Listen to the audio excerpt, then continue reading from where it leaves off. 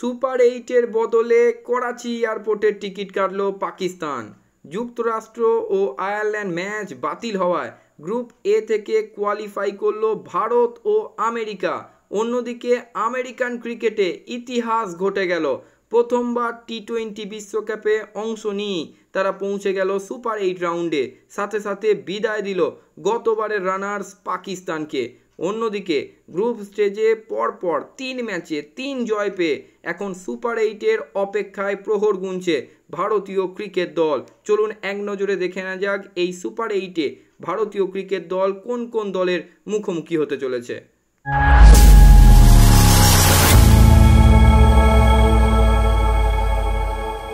Hello and welcome গরিবের cricket জ্ঞান YouTube পেজে আরও একবার সকলকে স্বাগত জানাই।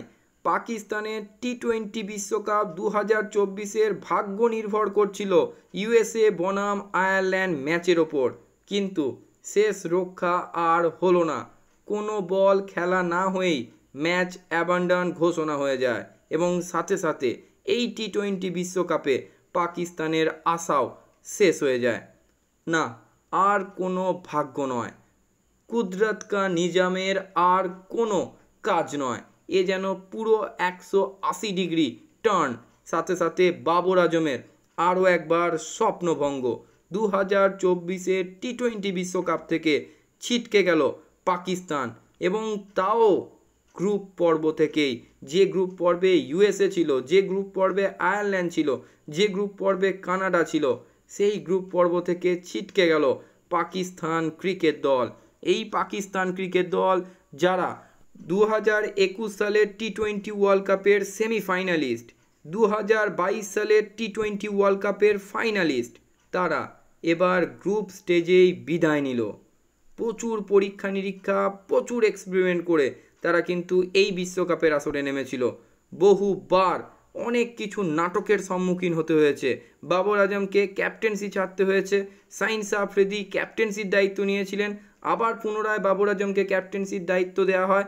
সবাইকে অবাক করে দিয়ে ইমাদ ওয়াসিম এবং আমিরকে 15 জনের মূল স্কোয়াডে রাখা হয় এবং আর্মি ক্যাম্পে বিশেষ ট্রেনিং, সব কিছু করেও মাত্র গ্রুপ পর্বেই থামতে হলো পাকিস্তান ক্রিকেট দলকে।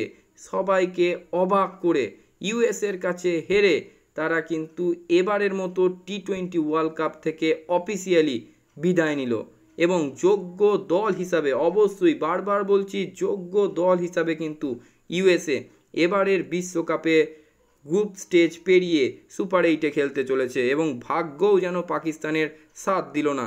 শেষ বিন্দু পর্যন্ত গ্রাউন্ড স্টাফরা, ফ্লোরিডার প্রত্যেকটা গ্রাউন্ড স্টাফ চেষ্টা করেছিলেন। আম্পায়াররাও কিন্তু শেষ 5 ওভার পর্যন্ত খেলা চালানোর কথা ভেবেছিলেন, কিন্তু ভাগ্য সাথ দিল না পাকিস্তানের, এবং 5 ওভারের ম্যাচও কিন্তু সম্পূর্ণ হলো না।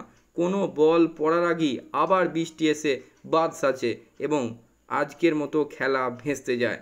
কেন আমি বারবার বলছি ইউএসএ যোগ্য টিম হিসাবে কোয়ালিফাই করেছে, কারণ তারা পাকিস্তানকে অলরেডি সুপার ওভারে হারিয়ে এসছে, কানাডার বিরুদ্ধে ঐতিহাসিক রান চেস করেছে, ভারতের বিরুদ্ধে একটুর জন্য ম্যাচ হেরেছে।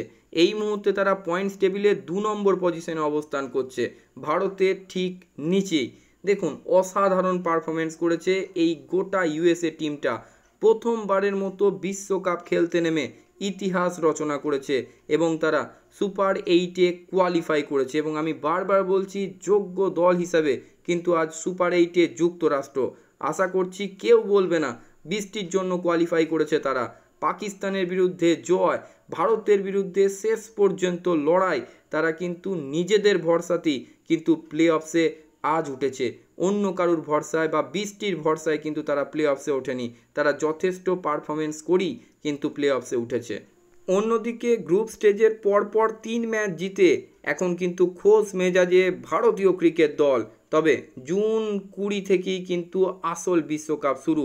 অস্ট্রেলিয়ার সাথে ডেটটা কিন্তু কনফার্ম, বাকি দুটো ম্যাচ প্রায় কনফার্ম, শুধু অফিসিয়ালভাবে প্রকাশ করার সময় বাকি। আইসিসি বিশ্বকাপের আগে থেকেই কোন দল উঠলে কোন গ্রুপে যাবে সেটা কিন্তু ঠিক করে রেখেছিল।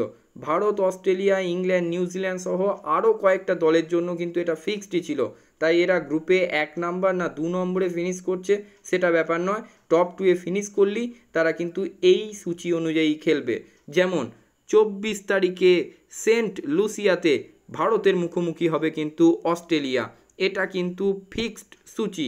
তবে অন্য 2 সূচির মধ্যে যেটুকু এখনও অবধি যা পয়েন্টস টেবিলের হিসাব, তাতে কিন্তু 20 তারিখে ভারতের মুখোমুখি হতে চলেছে আফগানিস্তান এবং 22 তারিখে ভারতের মুখোমুখি হতে চলেছে বাংলাদেশ।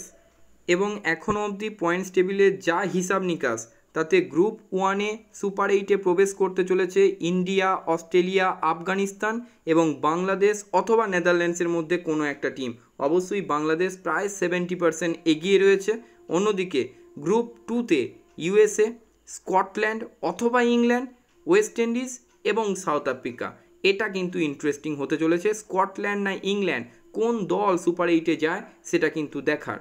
এই বিশ্বকাপ যেন অঘটনের বিশ্বকাপ। এই 2024-এর টি-20 বিশ্বকাপ কিন্তু অনেকাংশে স্পেশাল। তার কারণ এখানে নিউজিল্যান্ড, শ্রীলঙ্কার মতো চ্যাম্পিয়ন দল অলরেডি গ্রুপ স্টেজেই এলিমিনেট হয়ে গেছে। আজ পাকিস্তানের মতন চ্যাম্পিয়ন দলও কিন্তু বিদায় নিয়ে নিল। ইংল্যান্ডের অবস্থাও কিন্তু খুব একটা ভালো নয়। তাই এই বিশ্বকাপ কিন্তু অনেক নতুন নতুন টিমের উত্থান, অনেক ক্রিকেট খেলীয় দেশের আগমন। আজকের মতো ভিডিও এই পর্যন্তই। সকলে খুব ভালো থাকুন, সুস্থ থাকুন এবং ক্রিকেট সংক্রান্ত যাবতীয় আপডেটের জন্য, এই টি-20 বিশ্বকাপের যাবতীয় আপডেটের জন্য আমার গরিবের ক্রিকেট জ্ঞান ইউটিউব চ্যানেলটিকে সাবস্ক্রাইব করে আমার পাশে থাকুন।